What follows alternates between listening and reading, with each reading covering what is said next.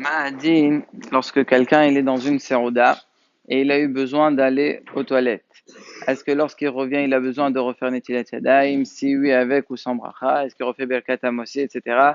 Tout ça, c'est des sphérotes et on a besoin de les savoir, par exemple, le soir de la veillée, quand quelqu'un il boit un verre, par exemple, un verre de coca ou de thé, ça change rien, il a besoin d'aller aux toilettes vu que c'est très long, est-ce que lorsqu'il revient, il refait la bracha ou pas? C'est beaucoup de questions et c'est bien de mettre les choses au clair. Alors, tout d'abord, on commence par le premier point. Donc, c'est traité dans le Shulchan Aruch, dans Siman Quf Ayin Het, non, Quf Samir Dalet Sarif Bet. Et le Shulchan Aruch dit la chose suivante. Si quelqu'un il était dans une sourda, quand il dit dans une sourda, le Shulchan Aruch, ça veut dire qu'il était en train de manger du pain. Il a fait à moitié, etc. Et en plein milieu de la sourda, il se rend compte que sa main, elle a touché Mechomot Amechosim Shebagouf. Il a touché un endroit qui est censé être couvert dans le corps, ou bien par exemple il a gratté ses cheveux. Donc normalement c'est censé, durant les mains, où il faut faire encore une nouvelle netila. Ou bien il a eu besoin d'aller aux toilettes. Donc le Shulchan Aruch il parle des deux. Entendez bien, la masrana du Shulchan Aruch elle est qu'il doit recommencer à faire Netilat Yadayim avec bracha. C'est pas une erreur, il a dit avec bracha. Alors, ce Shulchan Aruch là, il y a beaucoup de Holchim. Dans les Halonim, il y a le Marshal et le Taz qui disent non. Bien sûr, tu refais Netilat Yadayim, mais sans bracha. Par contre, on a le Ma'amar Mordechai et le Mathieuda qui sont posrim comme Malan. Ils disent oui, il faut refaire avec bracha. Quand j'ai cité ces deux Halonim de chaque côté, en vérité, il y en a beaucoup plus. Mais il faut comprendre qu'il y en a beaucoup de l'un et beaucoup de l'autre côté. Et le Mishnah Moura dans le Beur Halacha, il a trouvé Nachra. Lui, il tranche, ça dépend. Si jamais c'est juste Mechomot Amechosim Shebagouf, ça veut dire c'est juste quelqu'un qui a touché les endroits couverts ou bien qui a gratté les cheveux, etc. Là, il est possible comme quoi qu'il fait sans bracha. Par contre, s'il a eu besoin d'aller aux toilettes, il refait avec bracha. Ça, c'est le Mishnah Moura. Par contre, le Kafahaim et le Ben Ishraï sont posrim que non. Dans tous les cas, tu refais Netilat Yadayim avec un Kéli 3 et tout, mais sans bracha. Évidemment que la halakha les maaseh, elle est que ça fait brachot le'achel, donc tu es parti aux toilettes, tu refais ta nitila, mais sans bracha. Maintenant, deuxième point qu'il faut être dan, si au moment où je mangeais, j'avais un morceau de pain, et c'est à ce moment-là que j'ai touché avec mes mains, est-ce que je peux terminer mon morceau de pain ou pas? Le Magen Avraham, il est au cerf. Il dit ça y est, tiens, de refaire tu peux plus manger.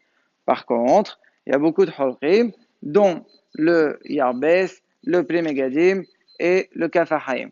Donc eux, ils disent, non, on peut être merkel, étant donné que tu ne le touches pas avec tes mains, ce morceau est déjà dans ta bouche, tu pourras le terminer. Troisième point, est-ce que si j'ai touché avec une seule main, est-ce que je dois on a dit qu'il faut se laver les mains, ça, il n'y a pas de s'affaire. Mais est-ce qu'il faut relaver les deux mains ou une seule suffit? Selon le Ben Ishraï et le Kafahaim, une seule suffit. Selon le Al-Khut Yosef, il faut se relaver les deux mains. Point suivant, si jamais quelqu'un il n'est pas dans une sourda, il est en train de boire un café, d'accord? C'est pas quelque chose qui est vers route ou pas. Et il part aux toilettes. Et lorsqu'il revient, il n'y a pas de haverim. Il était tout seul en train de le boire. Est-ce que lorsqu'il revient, il refait chez Akol sur ce thé, sur ce café, sur ce qu'il buvait ou pas? C'est une mahloket asuma dans les posrim. Et la masrana de l'Bemer Mazouz dans Mishnah Bora, donc Helech Bet, Siman, Khuf Samer Dalet, là-bas il y a le numéro c'est 4. Donc sur Mishnah Bora, c'est Fretan Khafwav. La masrana, elle est qui refait pas. Étant donné que le Bet Akissé, il est dans le même binyan, ça veut dire il est toujours sous le même toit, il n'a pas un din de Efser, et donc il ne refera pas la bracha. Donc le soir de la veillée, vous revenez, évidemment que vous ne refaites pas la bracha. Dernier point, cette fois, il est aussi traité dans le Shulchan Aruch. Cette fois, c'est dans Siman, Rufain Het Saif Zain.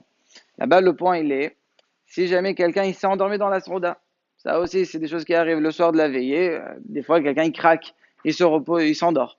Est-ce que lorsqu'il se réveille, la shena, elle est considérée FSR ou pas?